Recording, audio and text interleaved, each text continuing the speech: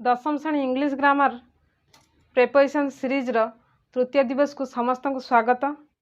भिडटी को मूलरू शेष पर्यंत देख निश्चित भाव में बुझीपर। भिडटी को अति साधारण साधारण पिला बुझिला भाया पढ़ाई को चेष्टा करिछि। जदि किसी असुविधा लगे ताहले कमेंट बॉक्स रे कमेंट करिवो, ता परवर्ती वीडियो रे मु बुझाइया को चेष्टा करी। आज आम preposition on, over, above, under, below विषय पढ़ा। ऑन ऑन रो अर्थ होची contact of surface. Contact of surface जगह ऑन बसिबो। आउ जोटा वर्टिकली एभव को बुझेबो सेठी ओभर बसिबो। सही परी एभव हायर देन हेले एभव प्रिपोजिशन बसिबो। बिलो रहिले लोअर देन को शो करिवो। Under directly below. तेणु आम कौन देखा थे ओभर रो आंटोनिम है अंडर। जेपरी ओभर वर्टिकली एभव को शो करिवो सेहीपरी अंडर डायरेक्टली बिलो। सही 90 डिग्री कौन ठीक तल को थी कौन करी। एभव रो आंटोनिम होची बिलो। एभव रो अर्थ होची हायर देन, बिलो रो अर्थ होची लोअर देन। एठारे এই चित्र को लक्ष्य कर। टेबुल है, टेबुल उपर अच्छी गोटे आपुलटे अच्छी, बहीटे अच्छी, ता सीधा तल को अच्छी बोतलटे, ऊपर फैन, ये साइड रे गोटे सापटे। बर्तमान देखिबा आपुलटी टेबुल उपर अच्छी। The apple is on the table. सही परी बहीटी टेबुल उपर अच्छी। The book is on the table. Fan table को सीधा ऊपर अच्छी, टच करी नहीं, कांटेक्ट रे आसी नहीं, सरफेस रे कांटेक्ट रे आसी नहीं। तेणु the fan is over the table. सही परी बोतल कौन हम अंडर हम, डायरेक्टली बिलो अच्छी। द बोतल इज अंडर द टेबुल। सही परी देखिबा the snake is below the fan.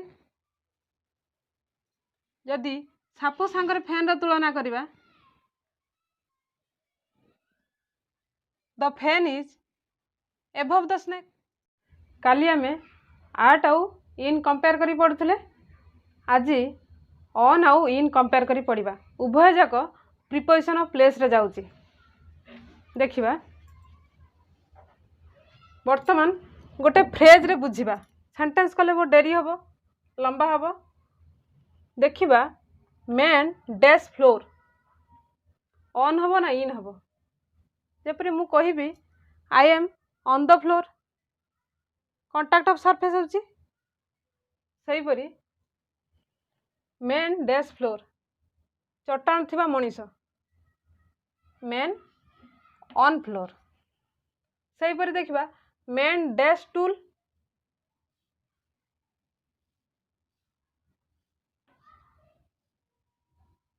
Man dash stool on stool, contact of surface रे जाउची।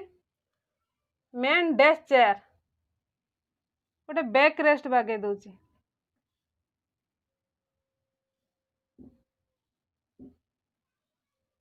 Man dash chair on chair हम, बैक रेस्ट रहिले। किंतु मु कहिबी man dash arm chair,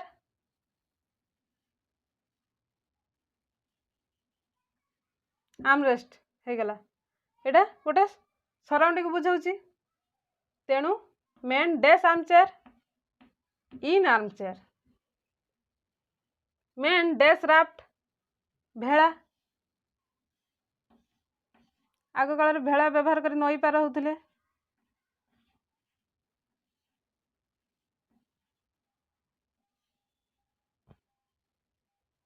man एटा भी गोटे सरफेस को बुझाउची। Man on raft. से परी मैन डैश बोट, आगु बोट करदबा, सराउंडेड करदबा।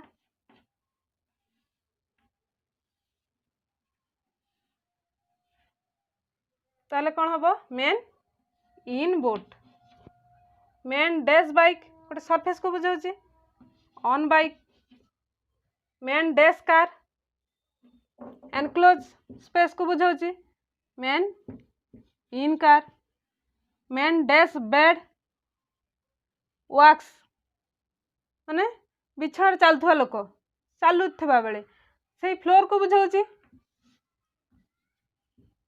तेणु मैन ऑन बेड लक्ष्य कर ठीक से मैन डैश बेड सीट्स बिछाण बसुवा लोकटी ताहले बसी समय से भी सरफेस को बुझाऊँगी कौन हम ऑन हम मैन डैश बेड स्लीप्स शोवा समय सीटा गोटे सराउंड को बुझेब तेणु कौन हम इन हम मैन डैश सोफा वर्तमान गोटे उदाहरण दो मन कर तुम मैंने स्कूल जाऊच वर्षा हो जाए बाटर जो खालुआ अंश पानी धरी जाइए तुम मन निहाती पानी टे पाद पकाइबार इच्छा जिते पानी पादटा बुड़ेदेला कौन है चाबुकिना पाद सबमर्ज करगला तो सेठी इन बसब सेहीपरी जिते सोफारे जड़े बसीगला से तो सरफेस को बुझाऊँ तुम मैंने निहाती मन कहू ऑन हम ये मुझे पूर्व ऑन बोली भाभी दे सारी किंतु जो सोफारे बसीगले कौन हो सबमर्ज कर धसी जीवा सेटा सब इन हम तेणु मैन इन सोफा बार्ड डैश ट्री ये गोटे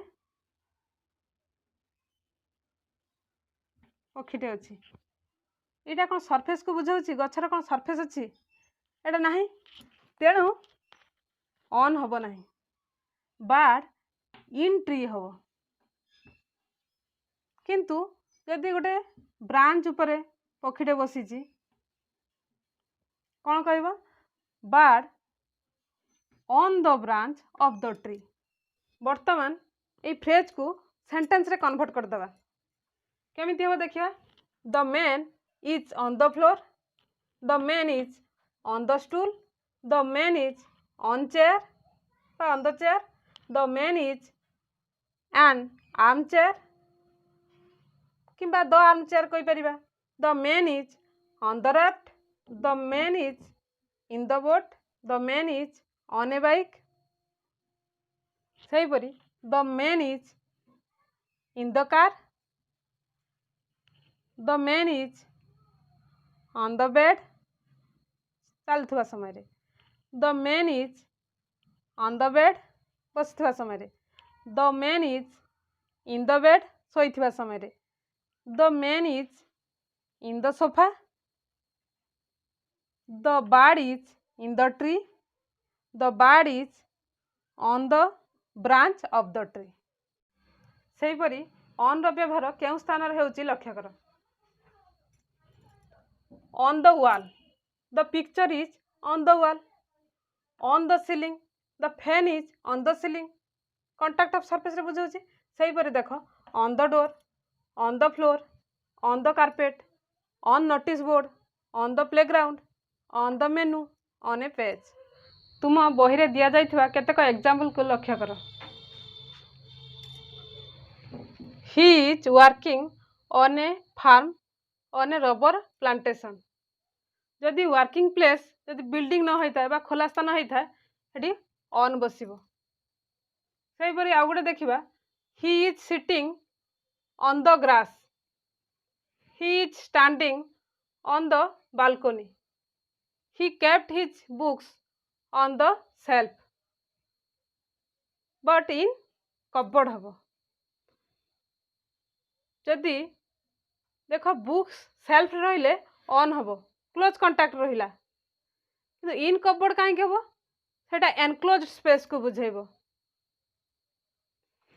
आउ ही is sitting on the grass on the balcony ये सब कौन हो ना क्लोज कंटाक्ट को बुझाऊँ आ गोटे लक्ष्य कर he is sitting on my left on my right, Haridwar is on the Ganges, Cuttack on Mahanadi सेहीपरि हम ए विलेज ऑन फ्रंटियर सेटा हूँ प्रॉक्सिमिटी बा क्लोज टू को शो करुच्ची he is sitting on my left just मो बाम पाखक अच्छी बाम पट को ऑन माय राइट ମୋ ଡାହାଣ ପଟକୁ close Tuku ବୁଝାଉଛି।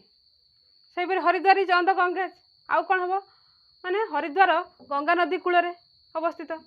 Cuttack on Mahanadi, Cuttack Mahanadi କୂଳରେ। ସେହିପରି କହିପାରିବା ଏ ଭିଲେଜ୍ ଅନ୍ ଫ୍ରଣ୍ଟିୟର। ଭିଡ଼ିଓଟି ଲମ୍ବା ହୋଇଯାଉଛି, ତେଣୁ ନେକ୍ସଟ ଭିଡ଼ିଓରେ ଆମେ ଓଭର, ଏଭବ, ଅଣ୍ଡର, ବିଲୋ ବିଷୟରେ ପଢ଼ିବା। ଆଉ ଯଦି ଏଇ ଭିଡ଼ିଓରୁ କିଛି ଉପକୃତ ହେଉଛ ତାହେଲେ ଭିଡ଼ିଓଟିକୁ ସେୟାର କର। ଆଉ ଯଦି କିଛି ଅସୁବିଧା ଆସୁଛି ତାହେଲେ କମେଣ୍ଟ କର ଆଉ ସବସ୍କ୍ରାଇବ୍ କର। ଭିଡ଼ିଓଟିକୁ ଶେଷ ପର୍ଯ୍ୟନ୍ତ ଦେଖିଥିବାରୁ ଧନ୍ୟବାଦ।